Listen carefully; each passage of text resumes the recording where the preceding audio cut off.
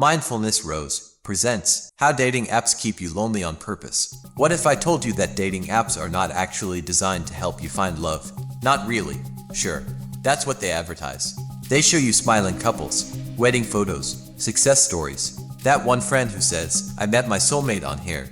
But behind all of that is a much darker business model. Because if dating apps actually worked too well, they'd lose customers. Think about it. A person who finds a healthy, stable relationship quickly is no longer useful to the app. They stop swiping. They stop paying. They stop engaging. They disappear.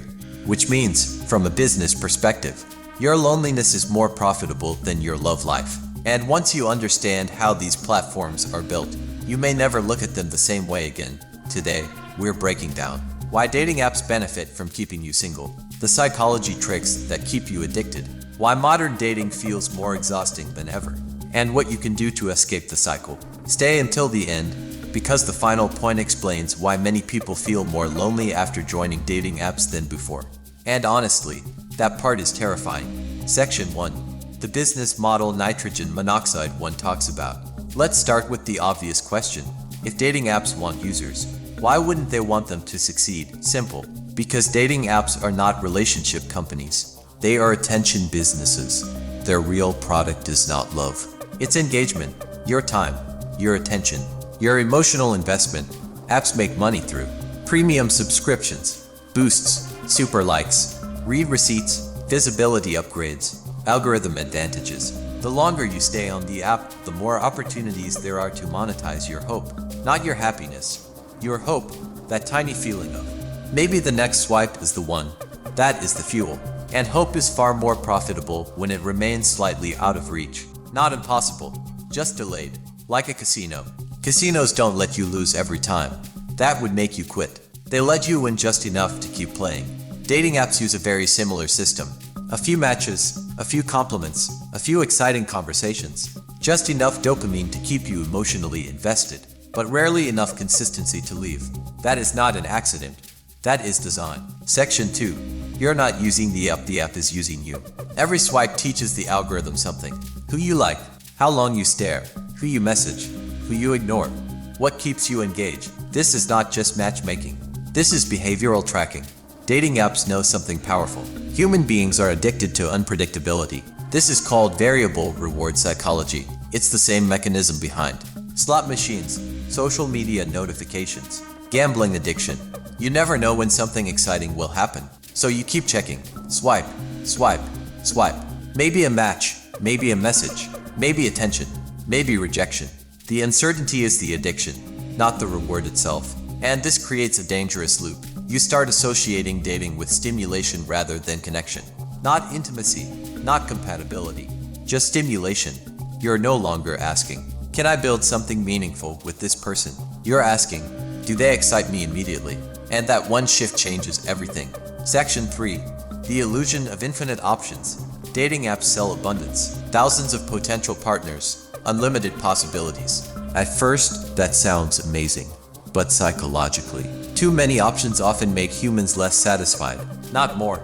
This is known as the paradox of choice. When options become endless, commitment decreases, standards become distorted. People become more disposable. Instead of investing in one promising connection, people think, what if someone better is one swipe away? And suddenly, everyone becomes replaceable. A small flaw, next, slight awkwardness, next, delayed reply, next, normal human imperfection, next. Apps unintentionally train users to treat people like products. Profiles become catalogs. Humans become thumbnails. Connection becomes shopping, and shopping logic kills emotional depth. Because love requires patience, apps reward impatience. Love requires uncertainty tolerance. Apps reward instant gratification. Love requires depth. Apps reward speed. That contradiction is where modern dating begins to collapse. Section 4. Why dating apps destroy self-esteem. Let's talk about something rarely discussed. Dating apps don't just affect your love life. They affect your identity. Every match can feel like validation.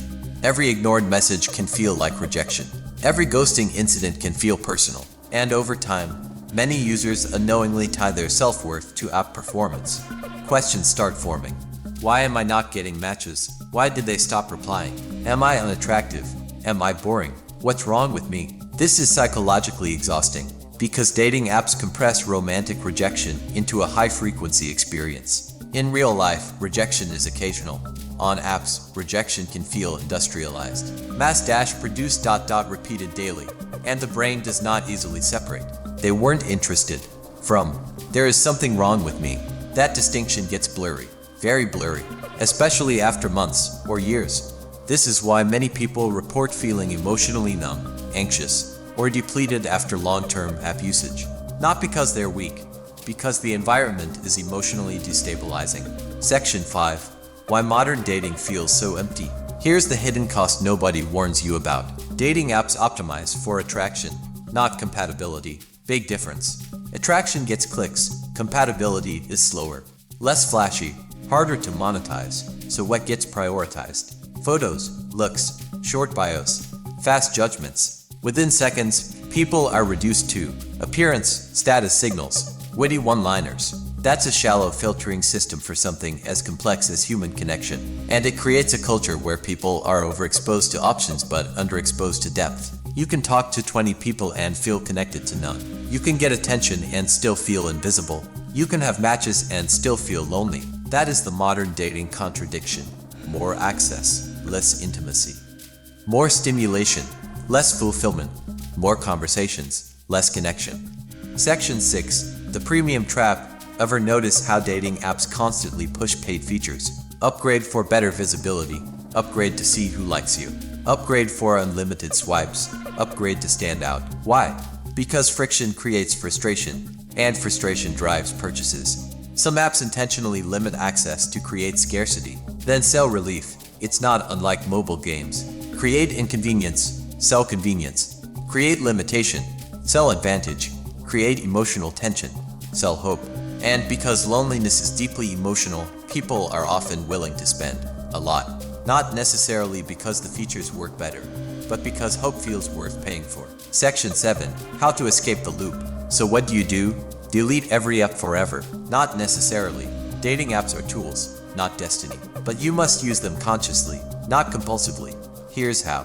1. Stop treating apps as your primary source of connection. They should supplement your social life, not replace it. Real-world communities still matter. Friends, events, classes, workspaces, hobbies, places where attraction can develop naturally. 2. Limit usage intentionally, not endless swiping. Set boundaries. 20 minutes, then leave. Do not let boredom lead to emotional gambling. 3. Protect your self-worth from app metrics. Matches are not a measure of your value.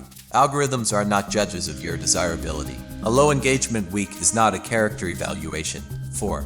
Prioritize depth early. Move off endless texting faster. Talk. Call. Meet safely. Avoid becoming trapped in digital pseudo-connections. Final message. Dating apps didn't invent loneliness, but they discovered something incredibly profitable. Lonely people are highly monetizable. And when a business profits from your continued searching, you should at least question whether the system is aligned with your goals. This doesn't mean love is dead. It doesn't mean meaningful relationships are impossible. It simply means you must understand the game before playing it. Because the moment you become aware of the system, it loses some of its power over you.